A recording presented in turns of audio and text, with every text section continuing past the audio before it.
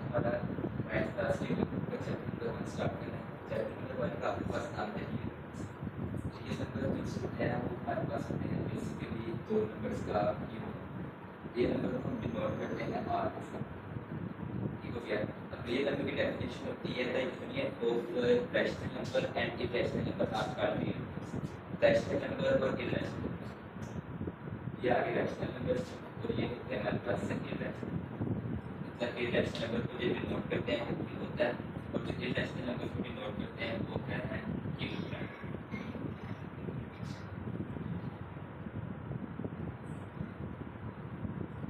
ठीक है, जब इनको हम यूनियन कर देते हैं तो हमारे पास बन जाते हैं ये।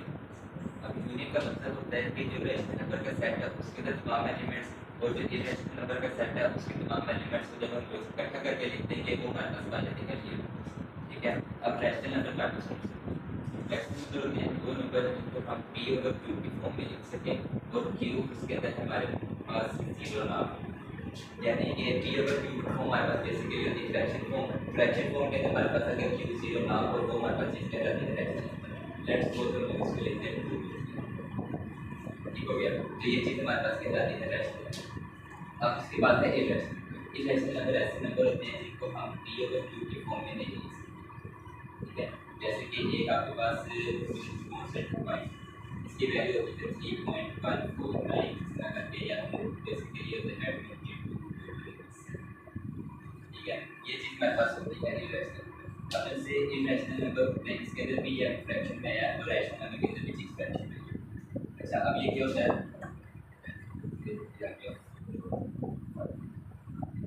अब जब आप 22 को 7 में डिवाइड करते हैं तो इसका आंसर आता है 3.1493। उसके बाद दोबारा से रिपीट होता है जैसे कि लेट्स सपोज 3210149 इस जगह भी ये नंबर दोबारा रिपीट होता है, यानी कि ये चीज एक जगह पे स्टॉप नहीं होती। तो वो चीज पता चलता है कि जैसे नंबर अगर हम लोग इसे 4 को 5 पे डिवाइड करें तो ये आपके पास 0.8 पे है और 5 का आंसर आएगा 0.8। तो ये एक जगह पे जाकर रुक जाएगा, तो ये चीज कहलाती है आंसर। और जब हम लोग पॉइंट वाले नंबर का और फ्रैक्शन वाले नंबर का यूनियन कर लेते हैं तो चीज हमारे पास कहलाती है। ठीक है, इसके बाद हमारे पास आते हैं रैशनल नंबर के बारे में।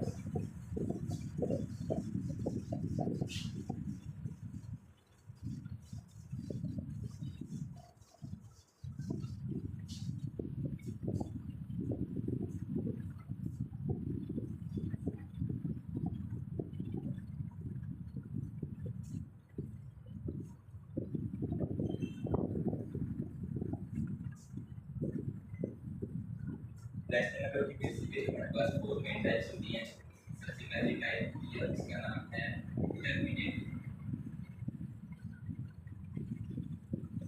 Terminating decimal. ठीक है, उसके बाद आती है हमारे पास नॉन टर्मिनेटिंग।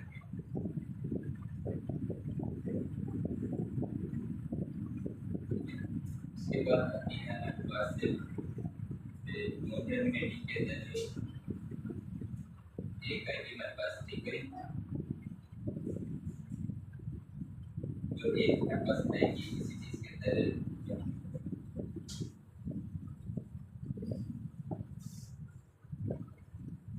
रिकरिंग और नॉन रिकरिंग हमारे पास होती है टर्मिनेटिंग टाइप। और रैशनल नंबर के अंदर हमारे पास आ जाती है टर्मिनेटिंग और नॉन टर्मिनेटिंग। अब टर्मिनेटिंग ऐसे डेसिमल पॉइंट है जैसे कि हम लोग ने किया 4 और 7। ठीक है, 4 को 5 में डिवाइड करें हमारे पास आंसर आया था 0.2। तो ये हमारे पास से डेसिमल पॉइंट के अंदर आने के बाद हमारे पास एक पॉइंट में चला था, उसके बाद जब निकला तो ऐसा आंसर जिसका आप फिर किसी नंबर को आप डिवाइड करो तो हमारे पास कुछ वैल्यूज के बाद आंसर स्टॉप हो जाए तो वो जिसके अंदर टर्मिनेटिंग।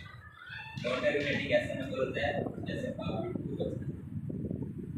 ठीक है, ये इसका आंसर आपके पास आएगा 0.1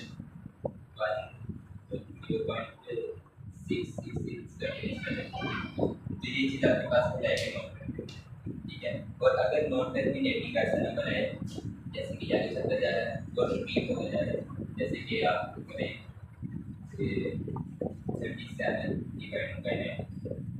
ठीक है, तो ये आपके पास आएगा 0.373737। तो इसका आंसर अगर एक नंबर दोबारा रिपीट हो और किसी पॉइंट पे जाकर स्कोप ना हो और जिसके कहलाते हैं नॉन टर्मिनेटिंग रिकरिंग।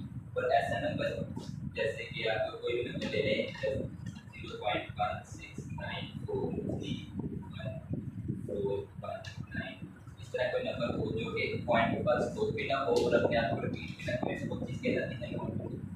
चार मेन टाइप्स होती है, टर्मिनेटिंग जो पॉइंट के पास रुक जाए, नॉन टर्मिनेटिंग होती है जो पॉइंट के बाद ना रुके, रिकरिंग के तरह है एक दो पॉइंट के बाद रुक भी नहीं रही तो बार बार अपने आप को रिपीट करती है, और नॉन रिकरिंग है एक दो पॉइंट के बाद रुक भी नहीं रही और अपने आप को रिपीट करती है। ये चार बेसिक टाइप्स होती है बस है, ठीक है। चीज होती है जिसके अंदर हमारे पास रेडिकल साइन होता है। ये जो अंडर रूट का साइन होता है जिसको आप अंडर रूट भी कहते हैं, स्क्वायर रूट भी कहते हैं, तीसरा जो इसका मेन नाम होता है ना वो आपके पास होता है रेडिकल साइन, ठीक है। अब इस रेडिकल एक्सप्रेशन के हमारे पास कुछ रूल्स हैं, ठीक है। सबसे पहला रूल आपके पास है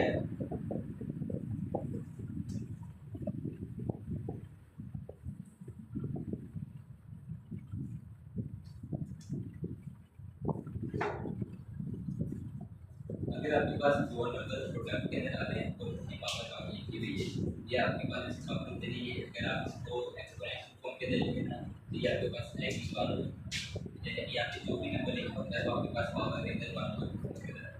अगर आपके पास दो नंबर हैं और वो रेडिकल साइन के अंदर का प्रोडक्ट हो तो वो रेडिकल साइन के बाद जब आएंगे तब उन दोनों का अलग अलग सेपरेटली प्रोडक्ट होगा, और जो पावर यहाँ पे लिखी हुई होगी रेडिकल का उसका सेम है।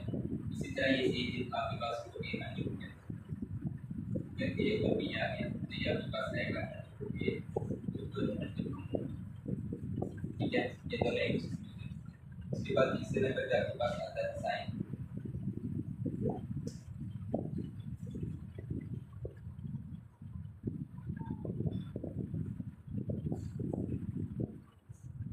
आपके पास जो रेडिकल साइन के अंदर पावर लिखी हुई होगी वो आपके पास रेडिकल साइन की पावर भी सेम है।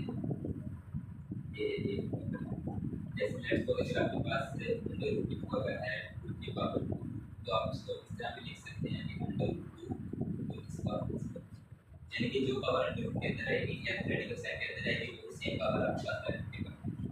उसके बाद आपके पास है